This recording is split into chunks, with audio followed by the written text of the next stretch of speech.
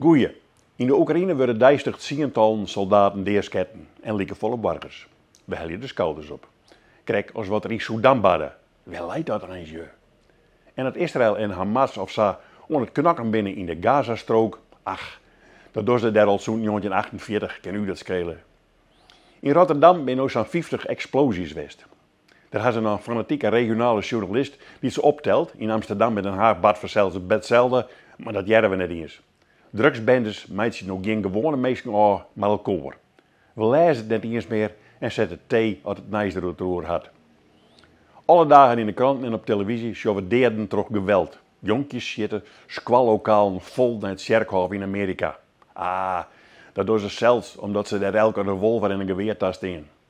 En keer in Nederland staan we misschien even stil een dag bij een vermoorde man of vrouw. Maar dat ze, nevens de politie, uit het criminele circuit komen, laten we dadelijk wel lezen. Logisch toch? Ze verzinnen net beter.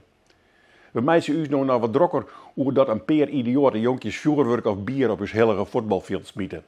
Dan moet de wedstrijd staakt worden. En er zijn een heel soort oren jonkjes en meesten die het haar afvregen waarom wij dan net even wat smieten kennen. Die voetballers die skoppel komen ze ik heel deer. Waarom zou je dan net even meidwaan? Jonkjes slaan met stokken en eind die op het tolve aaien zitten brieden deer. Die kon net voortkomen uit de stroeken, het hij zijn nest inbouwt hier. Het wie een balk. 2 jonkjes. 12 en 14 hier. De dagen daarna had ik niet ooit als hoe verschrikkelijk als dat weer. De aaien ben ophellen en in een briedmachine zet. En ik wik hem dat ze aan in het wetter zet worden en dan zullen alle media dat verslissen. Wilt datzelfde weekend rondom de meest vreselijke dingen badden? Hoeveel deerden? Ach, vul het zelfs maar in.